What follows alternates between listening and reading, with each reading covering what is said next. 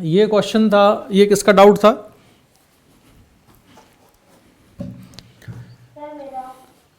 तो इसमें देखो क्या सिचुएशन है।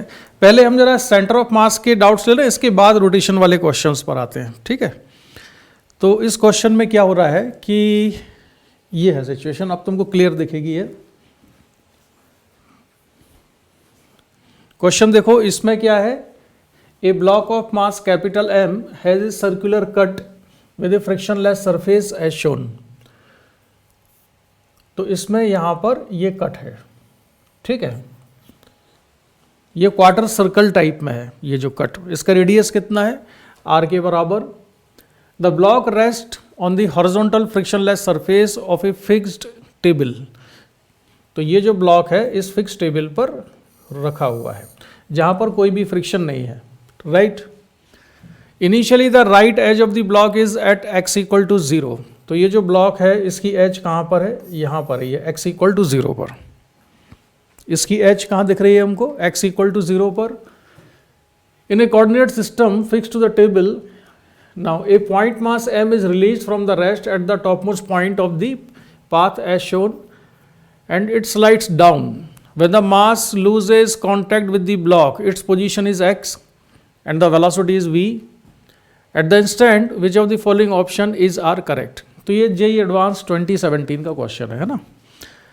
तो देखो इसमें हो क्या रहा है, सिचुएशन क्लियर है। जब ये पार्टिकल यहाँ से रिलीज करेंगे तो पार्टिकल यहाँ पर आएगा और यहाँ आने के बाद नीचे करेगा।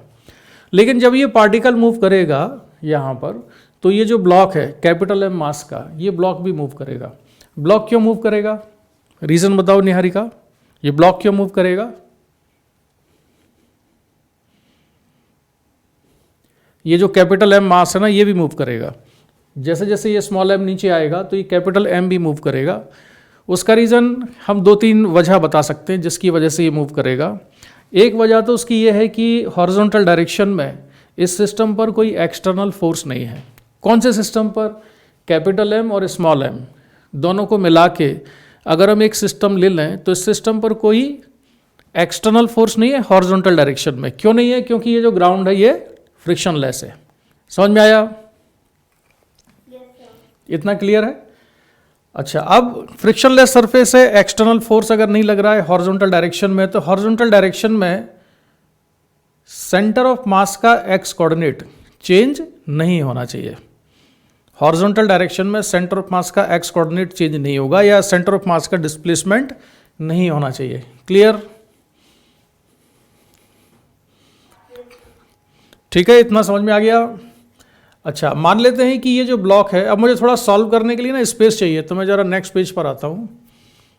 यहाँ पर देखो, ये ब्लॉक हम मान लेते हैं कितना मूव किया। इस ब्लॉक को मान लो कि ये मूव कर गया है लेफ्ट साइड में x। ये ब्लॉक मूव करता है x के बराबर, ठीक है। और जब ये बॉल यहाँ से मूव करेगी, यहाँ पर आएगी, तो इस बॉल का हॉरिजॉन्टल डायरेक्शन में डिस्प्लेसमेंट कितना है? हॉरिजॉन्टल डायरेक्शन में डिस्प्लेसमेंट कितना हुआ बताओ? बॉल यहाँ थी, यहाँ पर आ गई, तो हॉरिजॉन्टल डायरेक्शन में बॉल कितना मूव की? यहाँ देखो, यहाँ समझाते हैं। ये बॉल यहाँ से मूव करके यहाँ तक आ गई, तो हॉरिजॉन्टल डायरेक्शन में इस बॉल का डिस्प्लेसमेंट कितना है? R के इक्वल। यहाँ से यहाँ आई तो हॉरिजॉन्टल डिस्प्लेसमेंट कितना हुआ? यहाँ से देखो लाइन खींच दें हम, तो ये डिस्प्लेसमेंट कितना है? R। लेकिन ये R डिस्प्लेसमेंट बॉल का इस ब्लॉक के रिस्पेक्ट में है। ब्लॉक के रिस्पेक्ट में अगर हम ब्लॉक को मूव ना करने दें, इस ब्लॉक को अगर मूव ना करने दें, तो इसका हॉरिजॉन्टल डिस्प्लेसमेंट कितना है? R है। लेकिन ये ब्लॉक खुद कितना मूव कर गया है लेफ्ट साइड में? x के बराबर, ठीक है। तो ग्राउंड के रिस्पेक्ट में ये बॉल कितना मूव की होगी? भाई कोई यहाँ पे खड़ा हुआ है, वो देख रहा है, तो उसने देखा कि ये जो बॉल है यहाँ से यहाँ आई, तो हॉरिजॉन्टल डिस्प्लेसमेंट कितना है इसका? राइट साइड में R है। लेकिन ये ब्लॉक खुद x डायरेक्शन में शिफ्ट कर गया लेफ्ट साइड में, तो इफेक्टिवली इसका डिस्प्लेसमेंट कितना रहा? R माइनस एक्स के बराबर। ये बॉडी खुद x आ गई। तो हम जो क्वेश्चन सॉल्व करते थे, जो फॉर्मूला लगा के, वही हम लगाएंगे। Capital M plus small m into delta X C M equal to small M delta x1 लिख लेते हैं इसको, plus capital M delta x2 लिख लेते हैं। इस तरह का फॉर्मूला हम यूज़ करते थे, ठीक है। तो यहाँ पर हम क्या मान के चल रहे हैं, यहाँ पर हम ये मान के चल रहे हैं कि ये ब्लॉक कितना मूव करता है लेफ्ट साइड में x। तो सेंटर ऑफ मास का डिस्प्लेसमेंट होगा कि नहीं, बोलो, नहीं हुआ। तो सेंटर ऑफ मास का डिस्प्लेसमेंट मैंने लिखा 0 इक्वल्स टू, ये जो कैपिटल M है ये कितना मूव किया है लेफ्ट साइड में x, तो मैंने लिखा -m इंटू एक्स, प्लस जो स्मॉल m है, स्मॉल m कितना मूव किया, m into r minus x. तो इसको सिंप्लीफाई करने से x कितना आ जाएगा, x इक्वल टू कितना हुआ बोलो, M R upon m plus m। तो इस ब्लॉक का डिस्प्लेसमेंट होगा लेफ्ट साइड में कितना, M R upon m plus m। तो ऐसा कोई ऑप्शन है इसमें, ये ऑप्शन है -mr upon m plus m। ये मोर देन वन करेक्ट है, तो उसमें से एक ऑप्शन तो सही मिल गया हमको। ये ऑप्शन है -mr upon m plus m, right. Now the other thing we have to calculate is velocity of the point mass m is v। इस तरह के ऑप्शन दिए हुए हैं। क्वेश्चन को फिर से पढ़ो। इस क्वेश्चन में क्या दिया हुआ था, v क्या, कौन सी वेलोसिटी है, v कौन सी वेलोसिटी है इस क्वेश्चन में, बोलो।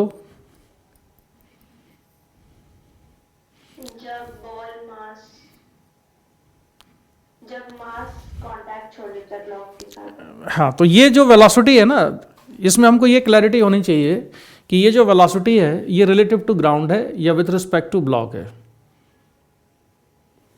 ये विद रिस्पेक्ट टू ब्लॉक है या विद रिस्पेक्ट टू ग्राउंड, ये क्लैरिटी होनी चाहिए। तो when the mass m loses contact with the block, its position is x and velocity is v।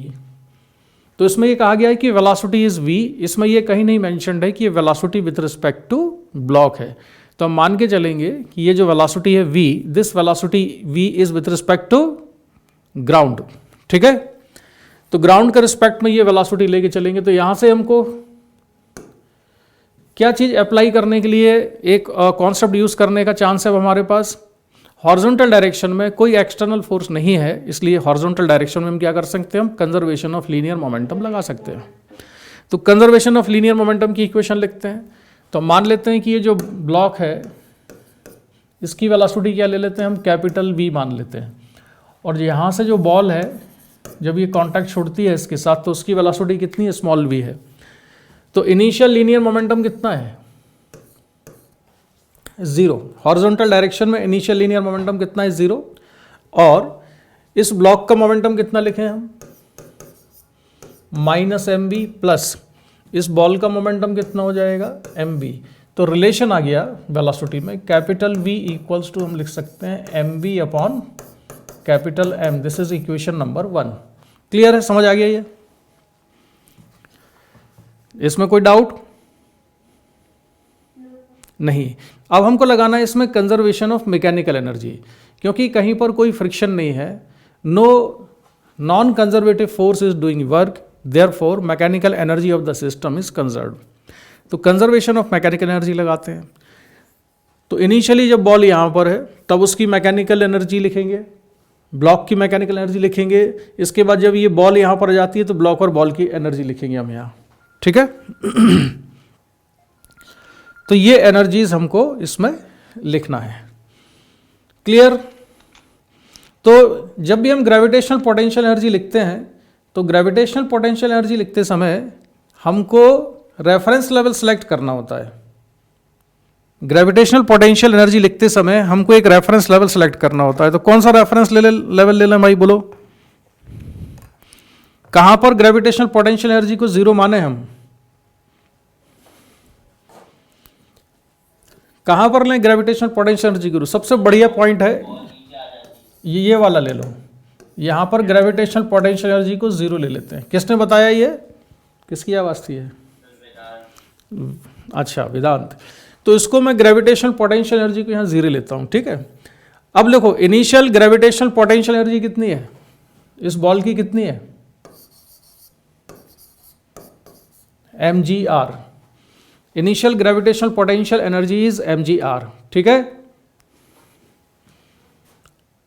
Plus इस ब्लॉक की पोटेंशियल एनर्जी में नहीं लिख रहा हूँ। ब्लॉक की पोटेंशियल एनर्जी हम इसलिए नहीं लिख रहे हैं क्योंकि इसकी पोटेंशियल एनर्जी में चेंज नहीं होगा, इनिशियल और फाइनल सेम रहेगी। जब ये ब्लॉक लेफ्ट साइड मूव करे, राइट साइड कहीं भी मूव करे, displacement of block is not in vertical direction, therefore gravitation potential energy remains constant. तो जितनी इनिशियल होगी उतनी फाइनल होगी, इसलिए मैं नहीं लिख रहा हूँ, ठीक है। तो अब हम क्या करें, इसमें इनिशियल ग्रेविटेशन पोटेंशियल एनर्जी है mgr और काइनेटिक एनर्जी कितनी है, 0। Kinetic energy is 0। अब हम लिखते हैं फाइनल पोटेंशियल एनर्जी। तो फाइनल पोटेंशियल एनर्जी इस बॉल की कितनी होगी, 0। फाइनल पोटेंशियल एनर्जी 0 और काइनेटिक एनर्जी बोलो, इस बॉल की kinetic energy half m v² plus half capital M into v²। अब मुझे ये वेलोसिटी निकालनी है स्मॉल v। तो स्मॉल v निकालने के लिए हम क्या करेंगे, यहां से कैपिटल V की वैल्यू सब्स्टिट्यूट कर देते हैं। तो ये होगा mgr equals to half mv² plus half capital M और v की वैल्यू है mv अपॉन कैपिटल M का होल स्क्वायर, ठीक है। इसको सॉल्व करके स्मॉल v निकाल सकते हो, इस इक्वेशन को सॉल्व करके स्मॉल v कैलकुलेट कर सकते हो। तो करके दिखाओ, जल्दी से करो फटाफट कैलकुलेशन।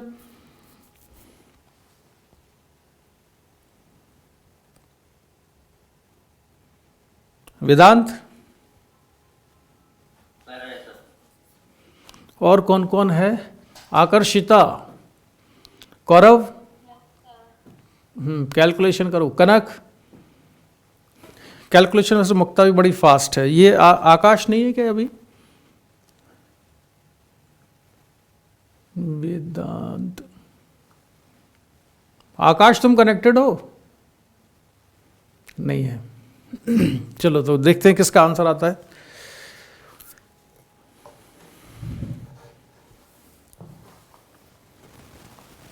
सर वेलोसिटी आ रही है √2gr upon 1 plus small m upon capital M। तो इनमें से चार ऑप्शन में से कोई सी है, यस सर, पहली वाली है। पहली वाली है। तो ठीक है, तो इसके कौन कौन से आंसर सही हैं, A and B. So 2 answers are correct, ठीक है, गुड। चलो अब जरा नेक्स्ट क्वेश्चन की तरफ बढ़ लेते हैं। एक ये वाला क्वेश्चन है, ये क्वेश्चन है सिस्टम ऑफ वेरिएबल मास पर बेस्ड है, ये कनक का डाउट था। तो इसमें पहले तो जरा क्वेश्चन पढ़ लो, सभी लोगों ने हो सकता है ये पढ़ा नहीं होगा। ये शीट में क्या HLP में है, हायर लेवल प्रॉब्लम वाले में। तो पहले पढ़ो जरा इसको, क्वेश्चन को।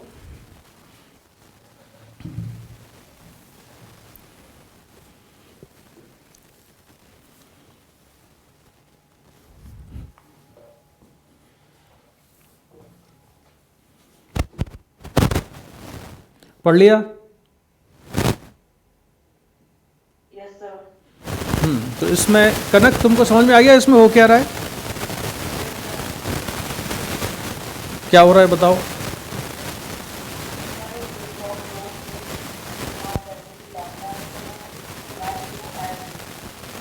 ठीक है, इसको यहां से धीरे धीरे ऊपर उठाते जा रहे हैं,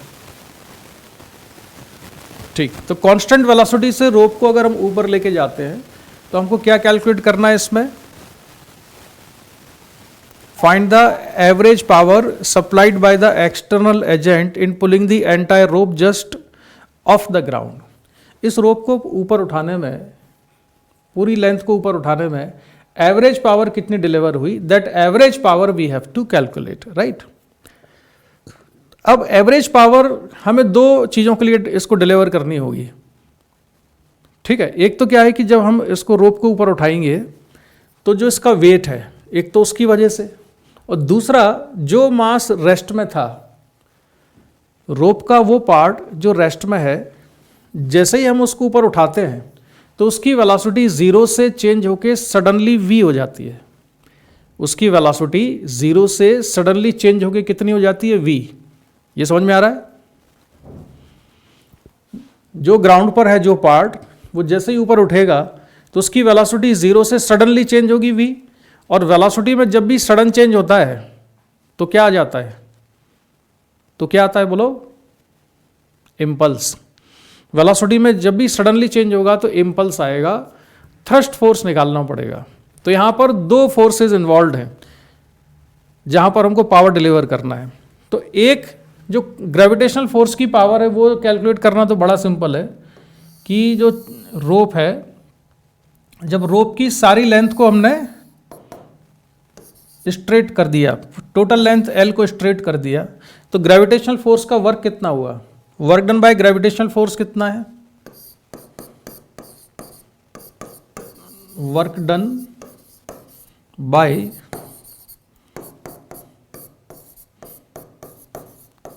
ग्रेविटेशनल फोर्स। ठीक है, तो ग्रेविटेशनल फोर्स का वर्क निकालने के लिए एक चीज़ देखो कि रोप का जो ऊपर वाला एंड है, ये वाला एंड इधर, इसका डिस्प्लेसमेंट तो एल हुआ है, जो इससे नीचे वाला है उसका डिस्प्लेसमेंट एल से कम हुआ है, और जो यहाँ पर होगा उसका डिस्प्लेसमेंट तो और भी कम हुआ होगा। यानी कि each part of the rope does not move by the same distance, या उसका डिस्प्लेसमेंट सेम नहीं होता है, अलग अलग पार्ट का डिस्प्लेसमेंट अलग अलग होता है। तो ऐसे केस में वर्क कैलकुलेट करने के लिए हम क्या करते हैं, सेंटर ऑफ मास को यूज़ कर लेंगे कि इसका सेंटर ऑफ मास कितनी हाइट पर पहुंचा, सेंटर ऑफ मास ने कितनी हाइट गेन की है, L/2। तो सेंटर ऑफ मास ने जो हाइट गेन की है वो L/2 है।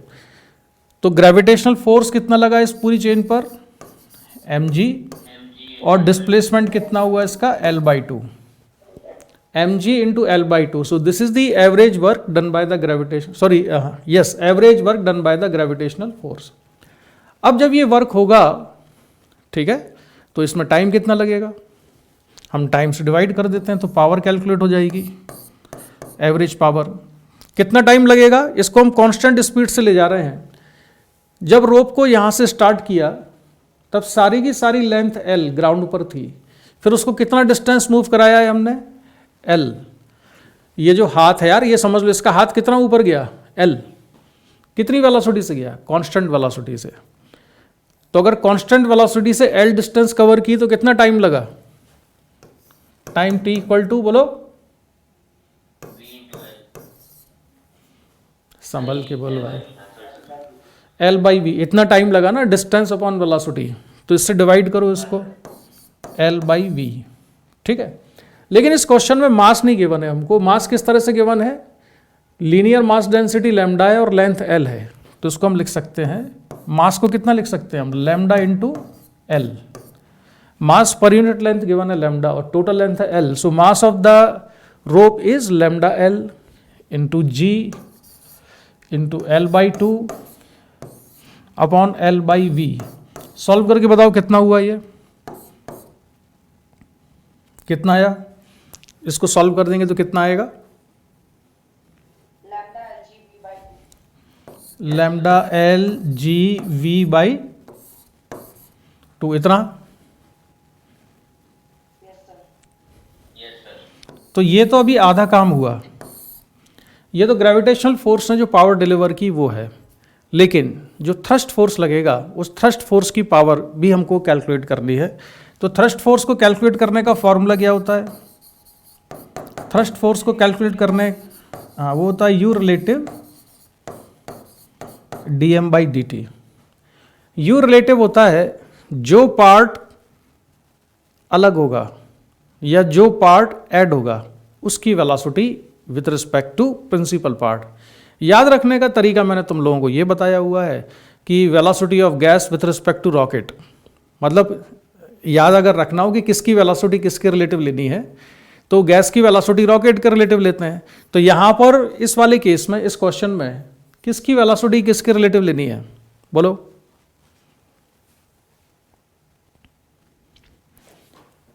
रोप का छोटा सा टुकड़ा इस वर्टिकल हिस्से का पार्ट बनता है। जैसे मान लो रोप की लेंथ कितनी है अभी, मान लो ये L लेंथ आ चुकी है और इसमें डेल्टा L पार्ट ऐड होगा, तो टोटल लेंथ इसकी कितनी हो जाएगी, L plus delta L। So delta L part इसमें ऐड होता है। तो मुझे किसकी वेलोसिटी लेनी है, velocity of delta L with respect to this. नहीं समझ में आया, velocity of delta L relative to L, ऐसे समझ सकते हो। ठीक है, तो चलो अब क्या होगी वो रिलेटिव वेलोसिटी बताओ। तो जो डेल्टा एल है जो यहाँ पे ग्राउंड पे पड़ा हुआ था उसकी वेलोसिटी कितनी थी? उसकी वेलोसिटी तो जीरो थी। जो पार्ट ग्राउंड पे पड़ा हुआ था उसकी वेलोसिटी क्या थी? जीरो। तो उसकी वेलोसिटी तो जीरो थी। तो जीरो माइनस किसकी वेलोसिटी? जिसमें जुड़ेगा, जिसमें जुड़ेगा उसकी वेलोसिटी कांस्टेंट है, वो कितनी है? v। तो जीरो माइनस वी। अब dm बाई डी टी कैसे निकाला जाए? dm बाई डी टी निकालने का जो तरीका है जो मैं अभी ये बता रहा हूं, याद रखना, ये आगे कई जगह काम आएगा। dm बाई डी टी को हम ऐसे निकालेंगे, dm by d t equals to dm by D x into d x by d t. मैंने dx से मल्टीप्लाई कर दिया, dx से डिवाइड कर दिया। dx बाई डी टी क्या हो जाएगा? वेलोसिटी। और dm बाई डी एक्स, और dm बाई डी एक्स क्या होगा? Mass per unit length. m by L mass per unit length होता है, तो ये dm बाई डी एक्स है। तो ये किस, तो dm बाई डी एक्स कितना हुआ? लैम्डा। ये हो गया लैम्डा इंटू वी। ठीक है। तो थ्रस्ट फोर्स जब मैं लिखूंगा तो u रिलेटिव कितना आया? v के बराबर, या माइनस वी मान लो। dm बाई डी टी कितना हुआ? Lambda v. कितना हुआ सॉल्व करने पर? Thrust force minus v square lambda. ठीक है। तो thrust force minus lambda square, sorry minus v square lambda के बराबर है। अब पावर कितनी डिलीवर होगी? पावर का क्या फॉर्मूला लगा दें हम इसमें? थ्रस्ट फोर्स की वजह से पावर की डिलीवरी कितनी होगी? F इंटू वी के बराबर है। F डॉट वी करते हैं ना, तो F कितना है? V square lambda into v. तो ये कितना जाएगा? V cube into lambda. ये वी क्यूब लिखा हुआ है, वी क्यूब इंटू लैम्डा। ठीक। तो ये थ्रस्ट फोर्स का टोटल मिला के कितनी पावर डिलीवर करनी पड़ी इसको ऊपर पुल करने में? एक तो ये वाली, यही थी ना, लैम्डा एल जी वी।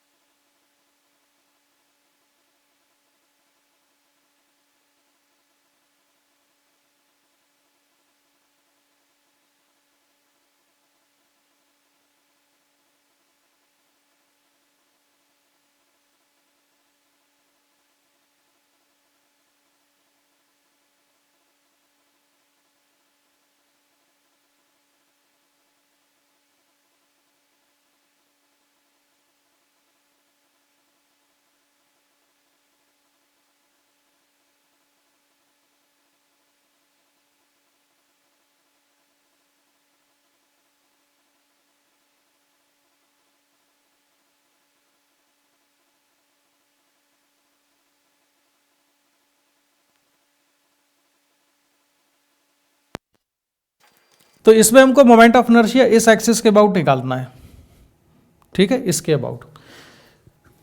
तो अगर क्या नाम इसका, आकाश तुमने किया है सॉल्व ये क्वेश्चन कि नहीं? नहीं सर। अच्छा ये बताओ कि अगर हम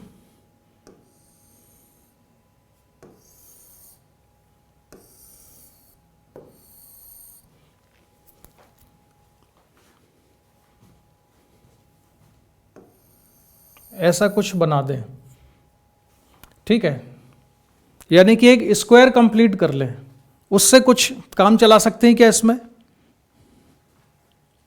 हाँ सर, कर लिया था ये क्वेश्चन, AB और BC के अलोंग निकाल लिया था मोमेंट ऑफ इनर्शिया, फिर इस पे परपेंडिकुलर एक्सिस थे। हाँ, कैसे निकाला उसके अबाउट बताओ। सर कंपोनेंट माना था है कंपोनेंट, किसका component? Sir, DX along BC के DX से कंपोनेंट माना था, उसका फिर मास पता था, X डिस्टेंस पे उसका मोमेंट ऑफ इनर्शिया था, जो कंपोनेंट था। नहीं, इसको तुमने क्या पहले कंप्लीट स्क्वायर वगैरह कुछ माना क्या इसको? नहीं सर, इंटीग्रेट ही किया है। नहीं, देखो जैसे ये वाला है, मैं इसको कंप्लीट कर लूँ ऐसे, तो ये क्या बन गया? स्क्वायर बन गया। इसकी ये साइड कितनी है? L/√2, और ये भी कितनी है? L/√2। समझ में आया? अरे बोलो, समझे कि नहीं ये? Yes sir. तो इसका मास कितना है? m, और इसका भी मास कितना है? m। अब एक स्क्वायर का मोमेंट ऑफ इनर्शिया उसके सेंटर ऑफ मास से पास होने वाली एक्सिस के अबाउट तो हमको पता होता है ना, इसके अबाउट कितना होता है बोलो? इस क्वेश्चन को छोड़ो, मान लो मैंने एक स्क्वायर बना दिया, उस स्क्वायर की हर एक साइड कितनी है, स्क्वायर प्लेट की एज या साइड कितनी है? a है, तो इस मोमेंट ऑफ इनर्शिया कितना होता है इसके अबाउट? नहीं, गड़बड़ कर रहे हो, ma²/6 होता है। तो इस एक्सिस के अबाउट आ गया, तो अगर मुझे इसके अबाउट निकालना है तो मैं फिर परपेंडिकुलर एक्सिस थ्योरम लगा लूंगा ना इसमें। ये सेंटर ऑफ मास से पास हो रहा है, ये डिस्टेंस मुझे पता है, ये टोटल लेंथ कितनी है?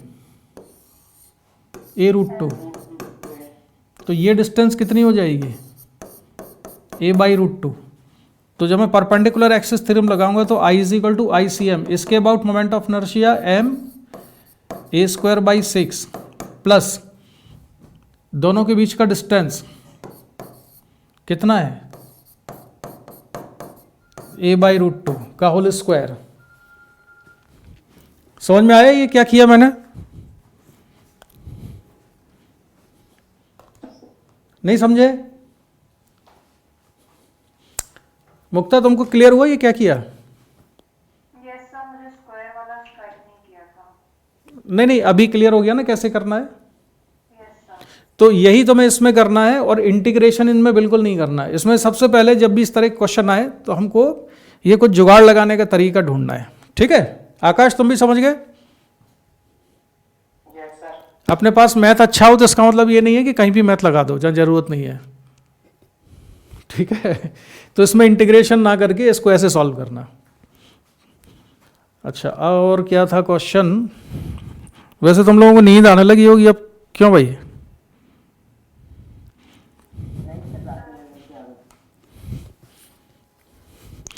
इसमें एक और बढ़िया क्वेश्चन मुक्ता का है, मैं ये वाला क्वेश्चन लेता हूं आखिरी आज का।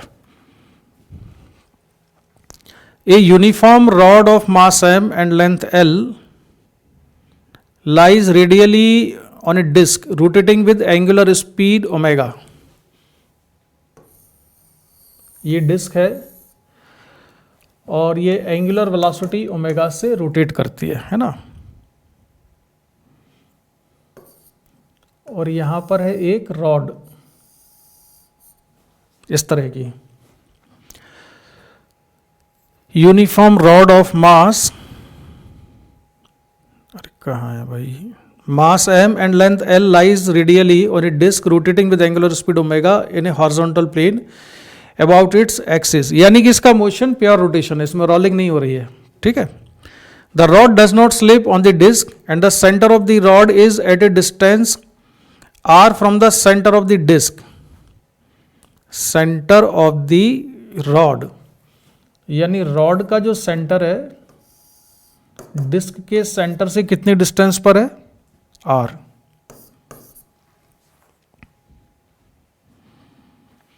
फिर क्या हो रहा है, from the centre find out the kinetic energy of the rod.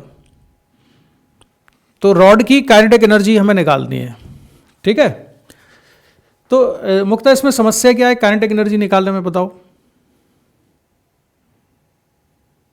Sir translate तो कर नहीं रहे, रॉड सिर्फ रोटेशन हो रहा है, तो हाफ आई ओमेगा स्क्वायर ही इसकी काइनेटिक एनर्जी आएगी। हाँ बिल्कुल। आरसीएम जो आर डिस्टेंस पे रॉड का सेंटर ऑफ मास है उसे मानना है कि डिस्टेंस का सेंटर ऑफ मास? अच्छा, इसका जो रोटेशन है रॉड का इस एक्सिस के अबाउट ले सकते हैं ना, ये वाली जो एक्सिस है, यस सर। ये एक्सिस फिक्स है, इसके अबाउट मोशन कैसा है, प्योर रोटेशन है। तो एक बार में हम काइनेटिक एनर्जी इसकी हाफ आई ओमेगा स्क्वायर लिख सकते हैं। तो लेकिन मोमेंट ऑफ इनर्शिया कितना लेंगे इसका, moment of inertia of the rod I equal to I c m plus m d square, ये फॉर्मूला लगेगा। तो इस एक्सिस के अबाउट रॉड का मोमेंट ऑफ इनर्शिया कितना है, ml square by 12 plus mr square. वैसे मुझे तो ना कुछ और चीज़ क्लिक कर रही थी कि उससे करते तो तुमको थोड़ा से और फंडे क्लियर होते। फिलहाल हम इसी से करते हैं। तो आई सी एम इसके सेंटर ऑफ मास से पास होने वाली एक्सिस के about moment of inertia m l square by 12 plus m into दोनों के बीच का डिस्टेंस कितना है एक्सिस का, r, ठीक है। Yes sir.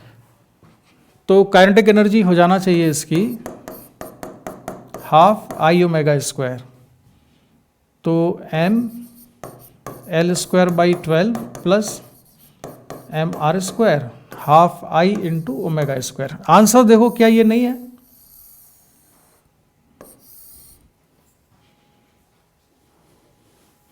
इसका आंसर चेक करो। अच्छा, आंसर तो यही है ना, तो क्वेश्चन सिंपल है। लेकिन मान लो तुम्हें हर एक एलिमेंट की अलग अलग काइनेटिक एनर्जी निकाल के सॉल्व करना हो तो क्या करेंगे। वैसे ही just for the sake of fun मान लो हम क्या करें, यहाँ से x डिस्टेंस पर एक एलिमेंट ले लें इसका dx।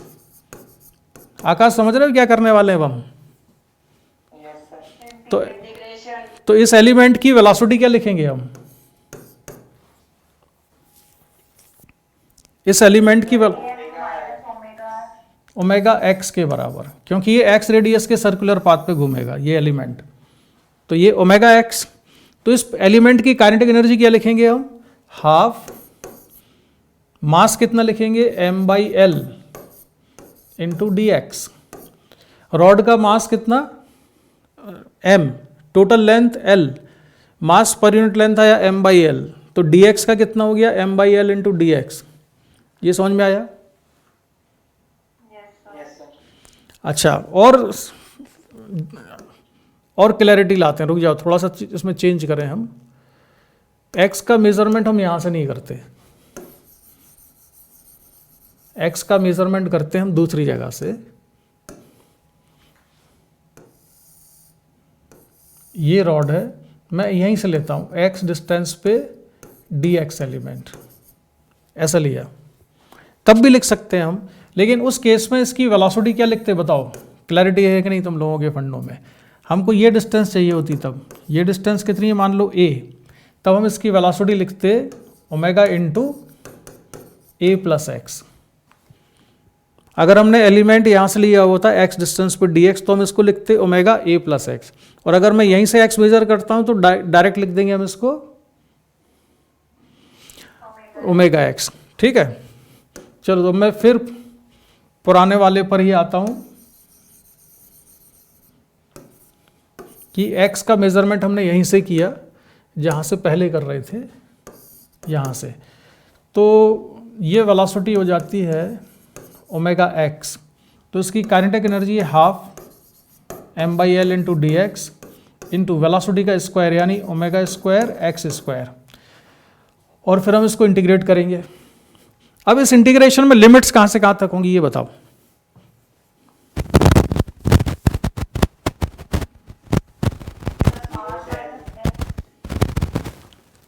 एक्स कहाँ से कहाँ तक बदलेगा, यहाँ से, तो एक डिस्टेंस तो मुझे ये वाली चाहिए। ये डिस्टेंस कितनी है, इसका सेंटर, ये डिस्टेंस है r, और ये डिस्टेंस कितनी है,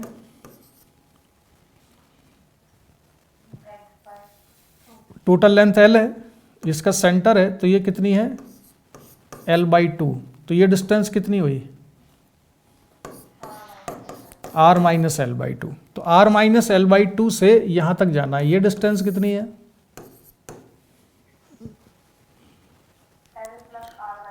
हाँ r प्लस l/2।